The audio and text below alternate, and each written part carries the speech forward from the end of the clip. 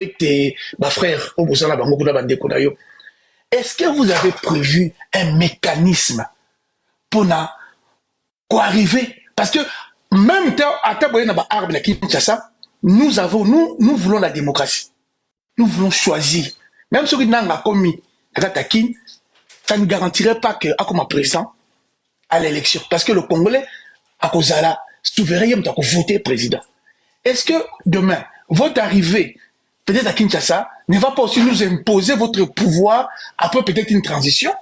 Parce qu'au but, goût à transition, est-ce que beaucoup de gens ça peut que non, au cas où beaucoup à Kinshasa, beaucoup une élection à solo? Parce que la démocratie commence par la volonté du peuple. Est-ce que le peuple souverain peut voter président na Yé Yalingi, malgré que Henri Magina Nanga va comme Nakin, mais puis te voter na biso Dieu Minonga ou bien te voter je sais pas qui te voter je ne sais pas te voter noble. Et noble ça n'est na mundu kete. Est-ce que beaucoup que non? Nous sommes arrivés, c'est nous qui avons amené des armes, comment une autre personne va prendre le pouvoir? Est-ce que vous comptez installer une vraie démocratie qui va exprimer la volonté du peuple? Pour résumer ma question. Donc, deux questions concernant les généraux et la vraie démocratie qui va vraiment exprimer la volonté du peuple. Merci, Ndekomaji. Je dirais que le 24 janvier 2019, tant on Kabila a pesi beaucoup de Tshisekedi, bah groupe armé na Congo tirala ki 4, Kadeko, FDLR, Banani, 4 groupes. Bazala qui occupait aucun territoire, même pas un village RDC. Banda bombana sima banda kuna bazamba babimi babomi batu bakimi bake obombana. Ce n'était plus l'armée qui se chargeait de ces problèmes-là, c'était la police, les pires. So webi basoda pire yepo ba episode ki bakena guerre ba bundaka na bango bato koma ikosala opération na la police. Ils avaient sous besoin armé le 24 janvier 2019. Donc affaire ya ces affaires ya ba générauté. Tshisekedi arrive au pouvoir, arrête les 6 généraux les plus importants, il y a Bakatangé, l'armée, à dénaturaliser structure et armée. Tshisekedi emprisonne les longs de plus de 400 officiers katangé. Alors bio ba infiltré, beti masola ba infiltré, ba congolais sont armés infiltrés, il faut qu'on vide ba infiltré. Mais tant azokanga ba officier katangé. Oyo na tangu ya mixage brassage bazala ki côté gouvernement oyo surtout que oyo moko na bango kola na azate baza pour la plupart ex gendarme Katanga bengaka ba tigre d'Angola. Donc na bateau nyonso baza na prison wana kanga colonel lieutenant major colonel major nani autokufa kufia quelques jours à Bossan Suskumbona jusqu'à major jusqu'à au lieutenant. Plus de 400 officiers. Tous, sans exception, sont des Katangais. Tous, baouti côté gouvernement. Il y a brassage, côté gouvernement. Baouti bana Lubumbashi, ou baouta, la plupart basodawana, baouta la Ligue des Jeunes, il y a laissé 4 milliards de dollars à la trésor public. Yo, papa Mobimba, ennemi du Congo, tu te sens, tu es fier de ça. Et tu es fier avec 4 milliards à la con que vous nous avez laissé au trésor public aujourd'hui, Nakatiambo Cannabiso. Ça, c'est d'abord première chose. Et deuxième chose, Ezali, qui vous soutient? Qui vous finance? Qui est derrière vous? Merci. Premièrement, dans aux autres 4 milliards, il faut que ça sera plus 17 milliards. Totika 21 milliards. Pourquoi plus 17 milliards? 17 milliards, ils ont nyongo ya mobuto biso tofuta. Donc tofuta, moza logo la papa na bino kufi, papa na bino kufi, atikele bino nyongo. Attendez konanga, Zélande konanga, je te signale. S'il vous plaît. Zéla ozo continuer kolobana. Zéla ozo continuer kolobana. S'il vous plaît. Na tuna kyo question. S'il vous plaît, s'il vous plaît, s'il vous plaît. Bozo bomba ba Congolais, puis ngaine. Wana foye bango pour na lingi bino te na lingi Kabila te na lingi Tshisekedi te toujours préférer to pe sa chance na ba jeune politicien au baza koya au baza na makila ba Congolais na maboko na bango te bino tout boza miyibi boza bando ki pona ba intérêt personnel na bino oki papa Henri bo sakana na biso ha bo mona biso loko to komi ba pape jeunique na bino soki ba intérêt na bino bozwa ngote esimbite ala boki bosimi minduki bo bomela biso bandeko na biso na Congo Bozoya na ba Rwanda na kati ba groupe na bino wana. Mais boko suka, boko futa na bande ko na bino na bana na ba koko na bino génération en génération, boko subir malédiction na ba vie na bino. Na ko na tina retourner des hommes question te ndoki. Moi condamné à mort na bangi été. Donc il y aura un so gangi na banga je crois pas. Tozo ya Kinshasa lingo lingate tozana Kinshasa. O lingabiso te to sengi po lingabiso te. O lingaki Tshisekedi abomi Congo so salinine.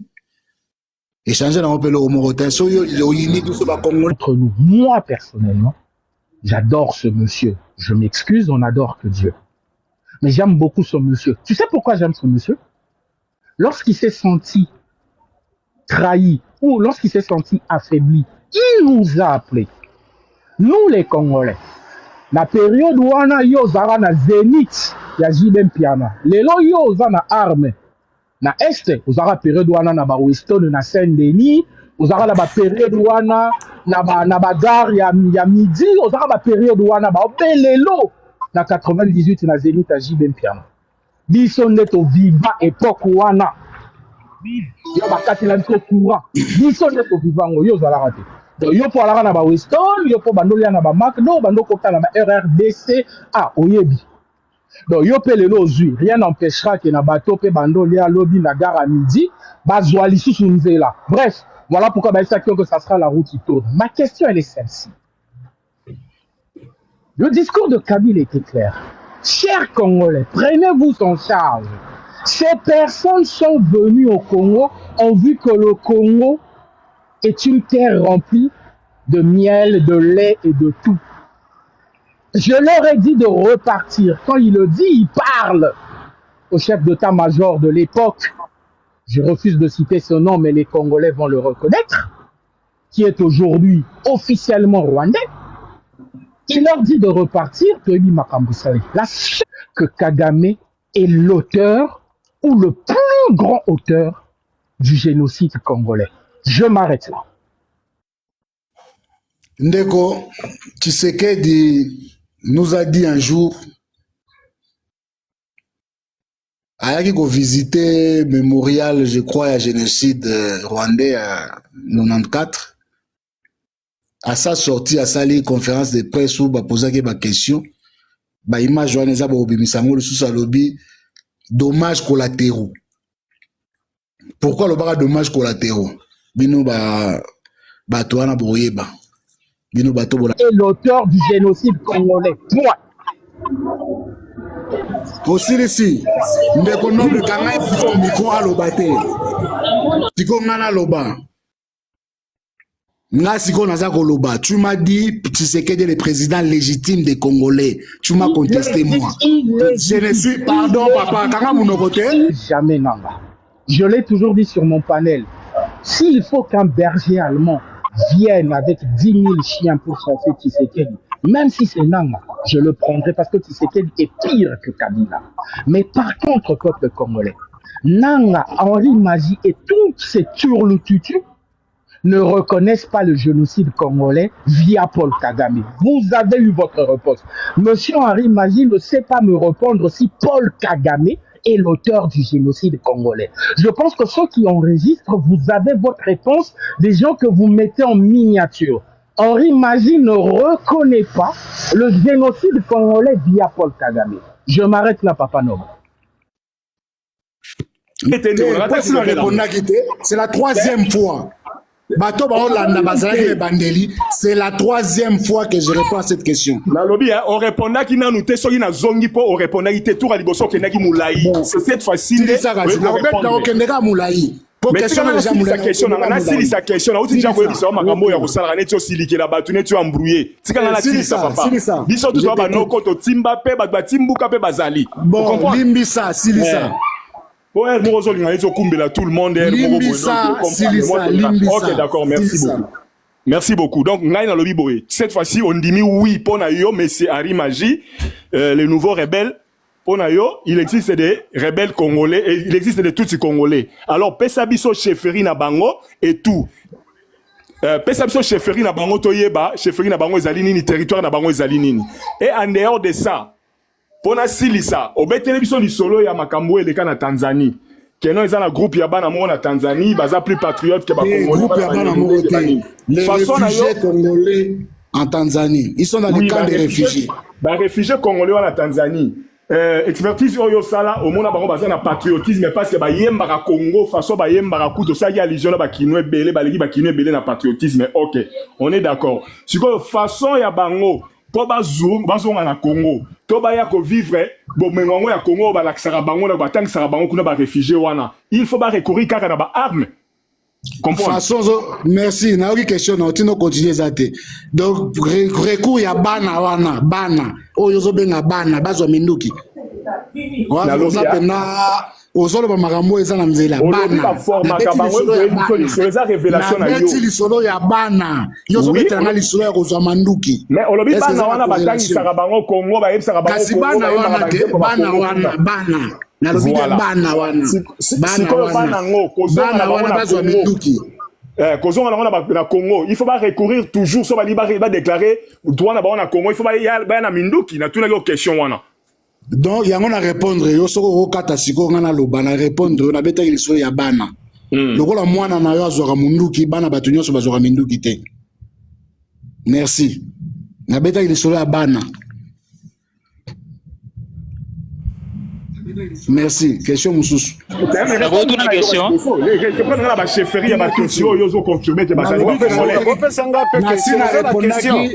J'ai répondu à quoi être congolais. C'est la nationalité. Deux questions. Voilà la question.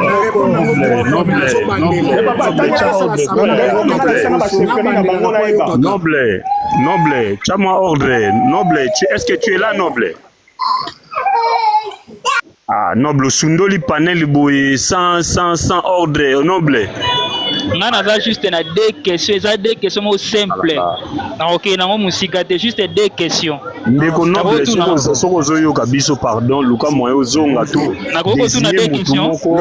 Organiser panel pour avoir respect à. On a deux questions. Deux questions. J'ai une question à vous poser. Combo Rossignol TV. Est-ce que le Congo est-il en guerre? Rossignol, ok, Rossignol. Pardon, Totika Rossignol à Loba. Pardon. Totika Rossignol à Loba. Rossignol Loba. D'accord, merci pour la autorisation à la question. D'abord, dans l'andio de lobby, pour le parti politique, na yo PPRD, durant la carrière, na yo, pour na koyeba yo, toyebi yo na PPRD comme parti politique na yo. Na kati ya PPRD, autorité morale eza Joseph Kabila. Kabila a dirigé le pays pendant 18 ans. Et ni nezanga ki bosala o bosali lelo pour na ko libérer mboka pendant reine ya Kabila, o lelo na reine Félix Botele pour na bosala ni ne motiver bino. Ma question na pesaki na poser et si la réponse qui a pardon, un instant. Question mi balé. Ako tout na question mi balé. Ok. Question mi balé zake. Nabino batu bosana nanga. Nabiso population. Toyebi ke M23 na bande ko bundisa Congo na est mboka. Ni ne motiver bino bokende ko sangana ba M23 wana po bosala regroupement na bino à AFC. Non, merci. Deux questions. Et prendre tous les Congolais comme étant de bêtes ou bateau mito ça la kate, il y a qu'on comprendre que les souffrances au Tozanango et Zakabila nananga. Oyo bacheli biso malédiction au sommet de l'État na Congo ya Félix Antoine Tshisekedi Tshilombo. La question maintenant que je vous pose, monsieur Henri Magie, ozolingo séduire bazoba. Il y a que démarche ya AFDEL, oyo ya Laurent Désiré Kabila parce que AFDEL n'a jamais existé comme rébellion. C'était une agression rwando-ougandaise. Quelle est la différence avec le AFC Oyabino? Bokeko sangana na batuti. Bana oyo zo benga ke ba Congolais, bazana Uganda, bazana Rwanda, mais ba utu Rwandais. Oyo baza éparpillé na monde, oyo Kagame chef na bino. Ya AFC. Azoko kokozongisa na Rwanda te. Qui les enseigne la richesse du Rwanda? personne. Donc je me dis que aujourd'hui vous voulez nous ramener la même démarche. Il y a AFDEL, Portoko Talisusu n'a problème, ok tout ça déjà n'a pas de problème. Donc monsieur Henri Magie, faites-moi la différence entre le AFDEL, Oezala qui est composé par l'armée Tutsi de Paul Kagame et de Yoweri Museveni, et le AFC que vous prétendez être des Congolais qui veulent venir sauver le peuple congolais. Tant que tout Congolais n'est pas bête pour ne pas se rappeler que le malheur que nous avons au sommet de l'État, un homme maudit avec sa secte diabolico-satanique et maudite au nom de l'UDPS, que vous avez donné le pouvoir. Kabila et Nanga. Faites-moi la différence entre tous ces deux partis. Je vous remercie. Henri Magie, Malobipana. Encore que Moselle Laurent Désiré Kabila aurait signé avec des Tutsis.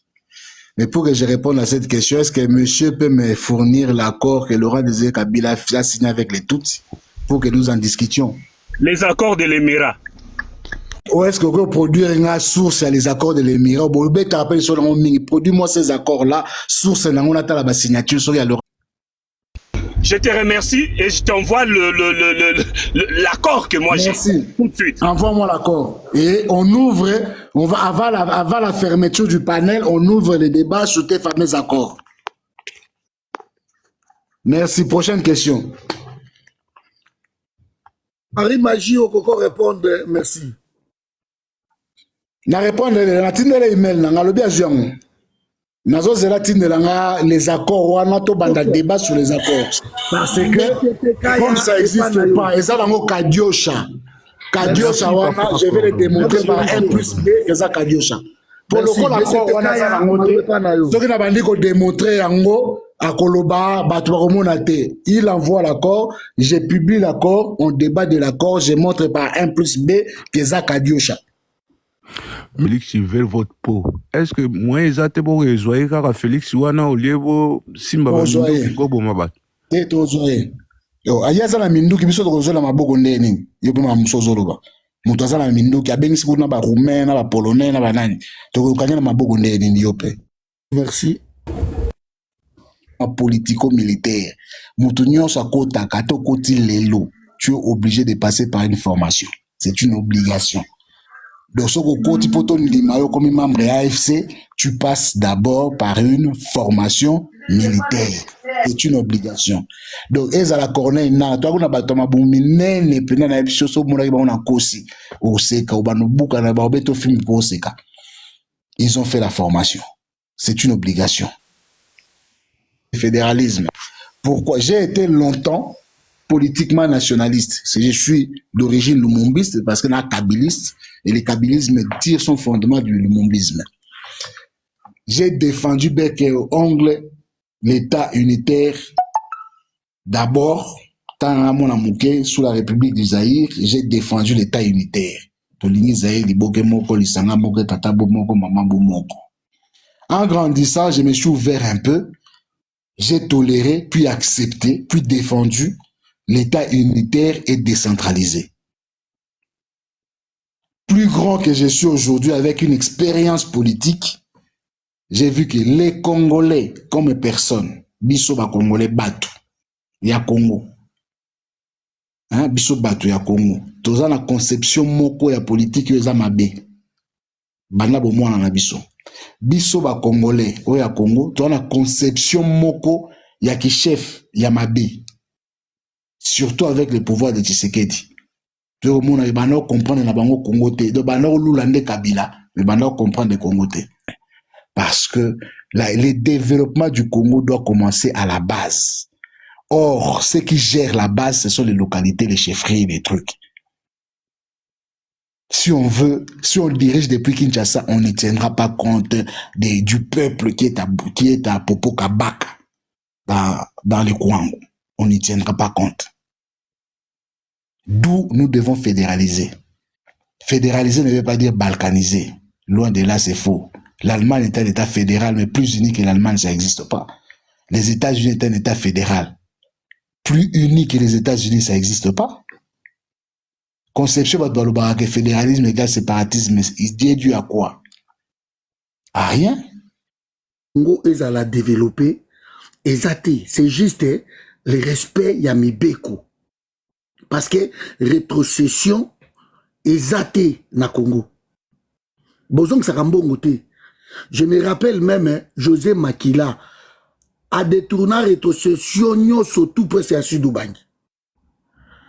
Donc c'est ça, avec cette impunité-là, que les gouverneurs, banan bazong ça va passer mbongo non surtout na ça mbongo zonga kate. C'est ça le problème de Zanango. Et ça continue jusqu'aujourd'hui. Et lui-même ba commune, c'est la même chose. Mais de là à dire qu'on va faire de Congo un État fédéral, moi je trouve que c'est du pipeau, parce que même si Bossali na Congo est d'État fédéral comme vous l'entendez, mais si la loi n'est pas respectée, et au sein de l'Okomogote, pour ça, Basangi Siango, toutes les provinces, Batindiango na Kinshasa, ça reste na ma province. Contre ennemi, c'est-à-dire aux ennemis n'angaï n'engozawana. Mais ma question est celle-ci, première question. J'aimerais bien qu'on réponde au rôle de politicien, parce que vous faites la politique, on peut répondre au rôle de politicien. Quel vous faites... Pourquoi Henri Magie a un ennemi nayo? A un ennemi parce qu'il collabore avec mes ennemis. On m'a appris l'ami de mon ennemi et mon ennemi. Et on ne joue pas avec un ennemi, parce que si tu joues avec un ennemi, robot mayo. Donc quand je lui parle comme ça, il faut que la bagarre n'aille pas à la bagarre n'aille. De quoi Henri Magie comme politicien? Parce que tout le monde peut faire cette analyse. Quelle analyse faites-vous par rapport à un conflit entre le Rwanda et la RDC? Et la deuxième des questions, qu'est-ce que vous reprochez exactement à Rwanda par rapport à la guerre et à Est, il y a RDC? À vous. Propre constitution. Pourquoi il aura sa propre constitution, comme aux États-Unis, comme en Allemagne? Tout le monde na Congo, ceux qui gouverneur n'est pas d'accord avec le président de la République, avec le gouvernement de Kinshasa, ben invité na Kinshasa, tant qu'on a Kinshasa va bloquer, il ne peut plus rentrer. Ça, c'est la différence énorme qui empêche les gouverneurs d'être libres de gouverner la province. Question de nan Abosani Kombo. Non, tout ça, il faut bien un ennemi. Ennemi. Wa bien ennemi. Kaba. Ennemi. Ben un ennemi. S'il vous plaît. Na ennemi na hôtel. Na ennemi na hôtel. Na ennemi na hôtel. Poutine a ennemi à Zelensky. Na ennemi na hôtel. So yo ennemi na nga d'accord, mais na ennemi na hôtel. So ennemi na nga je vais t'écraser. Mais na ennemi na hôtel. Ndeko ni na Ndeko Kaba, pardon. Bandela, question quelle analyse faites-vous là par rapport à un conflit qui existe entre Rwanda et puis le Congo? La deuxième question, qu'est-ce que tu reproches toi étant que politique? Vous reprochez Rwanda nini par rapport à un conflit entre Congo et Rwanda? Voilà comme en réalité, Mugoba Congolais Mugobabiyo, la Gisana Rwandais Moyo, Sonagana Yebo, Wela Nini, Yona Yebo. Et ils n'ont pas souvent de Luka Congolais Moga Sonagana Rwandais Mogo. Attends, c'est que des mots, il n'y a pas de conflit. Qui tue nos frères à l'est du pays? Ah, mon frère. Qui tue nos frères? Parce que nous écartons le Rwanda. Qui tue nos frères à l'est du pays? Qui tue nos frères? Tout bandakan, na banda bandanga na bandi révolution. Pas nos frères, mes frères. Na banda, na bandakan, na banda il y a 30 ans. Donc na bandi il y a 30 ans, ça va me prendre aussi 30 minutes. 1 minute par année. Il y a pour expliquer ce problème. 1 minute par année. Zela, arrive à au micro. Dans une circonstance un peu. Fondé par époque. Bateau surtout par politiciens surtout. Congolais à l'élo, Azaï sous Congolais, il y a 1994 traité au Sokininité. S'il vous plaît. Donc, bah Congolais au Baolanda biso a assurément baza tellement ébélé. Et ce qu'on y a quelque chose, le mieux c'est la moi respect na bandeko Baolanda biso. Et ça important. Bah bengi yo awa parce que les gens sont préoccupés. On comprend que vous avez kuna na Rwanda, vous avez côté wana, peut-être au koka ko répondre té. Ya omoni babiso ba msuso moyen to beta o poso na poso awa e kozala te. Ce n'est pas bien. Ya omoni to lobi boye. Soko zo répondre zala un peu na moi modestie wana devant bandeko ba poser ba question. On comprendre que L'autre en 2024, eza lisusu te, bah oh et les kuna ke Congolais va go gober tout ouais. Comme l'histoire de fédéralisme que tu viens de le dire. Attention, dans le but que moyen na contredire exact, mais c'est très dangereux. Nous allons créer des États dans l'État. Et dans l'État actuel, il y a Congo. Mais c'est ça le sens du fédéralisme, non? Voilà. Dans l'État actuel, il y a Congo. On va s'engager à Mike. Pour créer l'État indépendant du Congo, nous risquons, il y a Rokoya, Nabuzoba. Donc là, vraiment, il faut faire attention de l'Okwana. Bon, que l'Oko Moussous Boroyo formé, ce qui peut-être. Mais ce est comme que 26 gouverneurs, 26 États, nous on dit qu'on explique, on a besoin que l'état actuel des choses, ils ont dérangé, qui s'en est loin, rétrocession, wana, et le Congo, il faut marcher. Maintenant, Patron Kaba, question na yo, ils ont simple, à poser une question simple, Harry. Tu as vu surtout que depuis presque 30 ans, les Congolais meurent. Les Congolais meurent, papa. S'il vous plaît. Kouloubate qui non, on répond en gros, na 30 minutes. Là, non, là, vous ne nous respectez pas. Non, pardon. Simple. Pardon, mais comme il tourne en aïe. Cordo le bébé, le comme il tourne en aïe. Quant au respect, celui qui ne respecte pas les Congolais aïo. Oza le roi Tshisekedi, osali pour ça, nang, osali en 3 jours. Namindele balobi, ça c'est une aventure. Olingi na beta 30 ans de l'histoire du Congo en 1 seconde. Tu ne respectes pas les Congolais. C'est quoi la gravité du Kamoso le matin? Bon, ce n'est pas l'histoire. Dis simplement. Je suis appelé à gérer la République.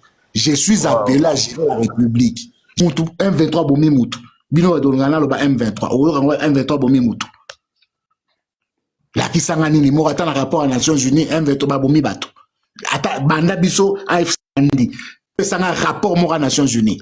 Tu ozobotola bozoba arme tant faire des sazotika ba arme suko yoza na mundu kité corda oto ebisolo ko moko mona ba congolais te ba 1900 série ba wendo série non le ba poser question yo ozoluka débat to sona non je ne suis pas dans le débat je suis dans le sens il y a ko sur l'état que les intellectuels qui ba analystes comment yoza na arme ozolo bandeni que na zuba congolais pour bazoba pourquoi comment oui parce que est-ce que moi je t'ai dit bazoba.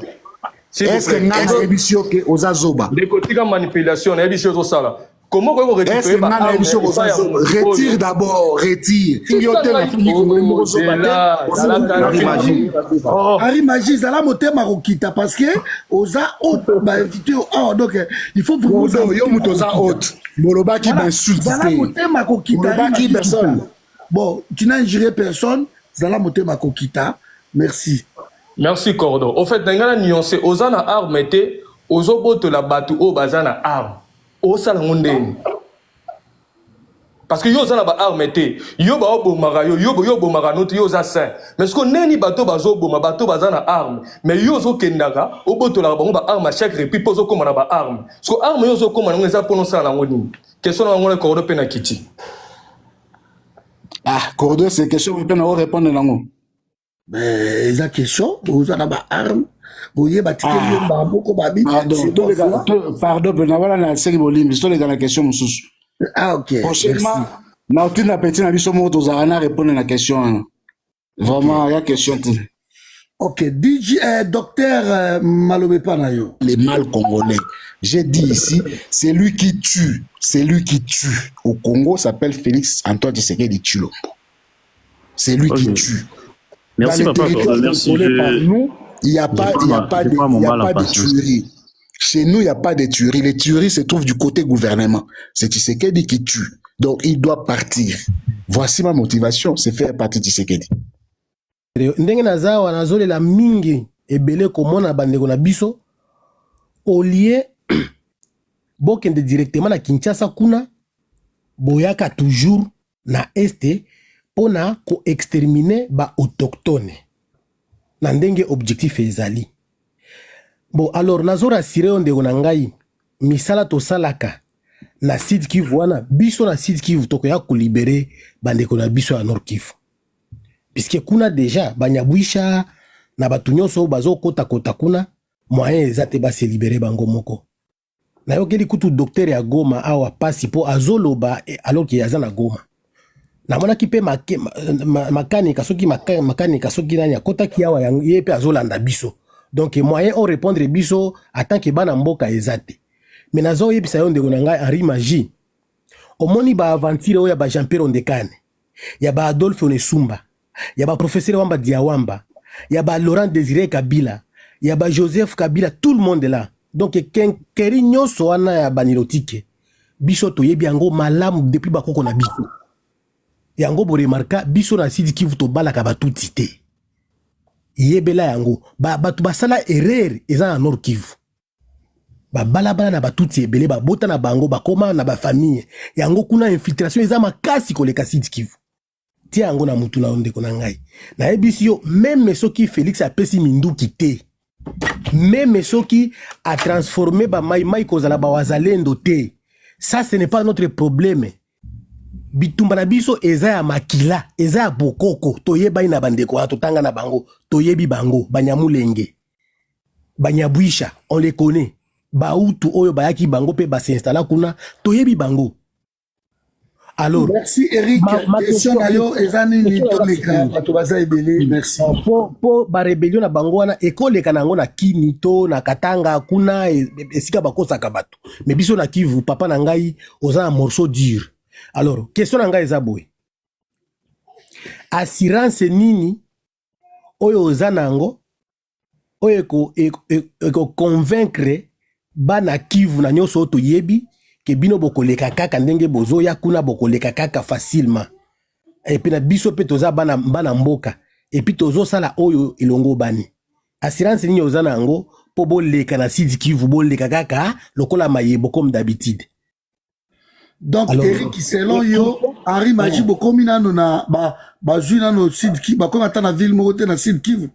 Tuna ye aza wana eza po question tuna ye na éviter ndeko soka fana kawapi c'est vrai kaza originaire à Kivu na éviter soka fana kawapi ofana na Bukavu ngana ko esika na fanda gate ngana ye baniti na Kigali mon frère tuna kaka nyonso yebana so yebana te to sala débat célébrité te débat to sala ngana yo wana babenga ngo complexe d'infériorité to sala débat ya complexité to sala débat ya makambo ya Congo opposé soki tokoleka na Kivu Congo par cette fausseté là to bâtir Congo ya mabe yango to bundaka to sona bati lelo nous restons derrière baninga bazo avancer les Congo nous a été légué par le pôle 2 Ozo répondre tende konangai ya. Et si la répondra qui yo kala, je suis plus avec toi. Et si la répondra qui yo.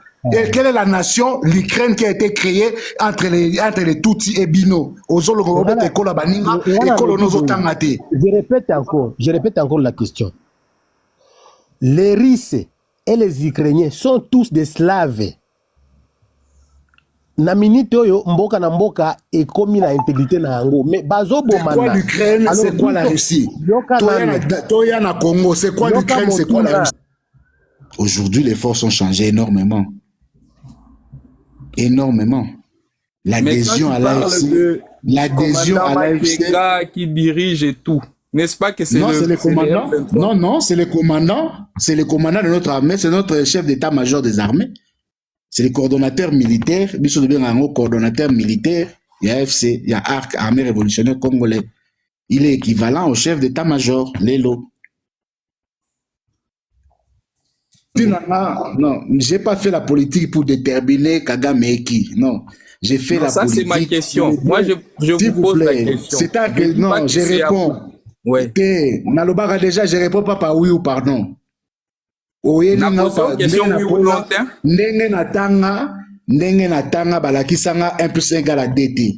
Nga place natanga balakisanga 1 plus 1 égale à 1 élément nini plus 1 élément c'est égal 2 éléments c'est comme ça que j'ai appris. Balakisanga 1 plus 1 égale à DT. Donc oye langate nini tu as posé une question. Moi comme politique, quelle vision ou quelle idée j'ai fait de Paul Kagame? Donc je te réponds comme politique. J'ai fait la politique pas pour définir Paul Kagame. J'ai fait la politique pour le Congo, pour le bien-être des Congolais. Pour les Congolais, balia kalipa, pour tout tia courant, tout tonga ba prince, tout tonga ba izine, ba Congolais ba misala. C'est pour ça que j'ai fait la politique. Je ne fais pas parler de politique pour polémiquer.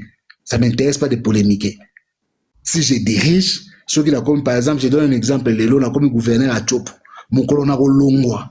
Ba Congolais faut pas le bas Ari Maja Yaka Tchop qui sangani courir ba nord zalate nini central ya nini beba a salaki central kuta bakisa ba central soleil kutu nzelo et que narrative ye Buganda yem ta salaki. C'est ça que je vais laisser comme marque.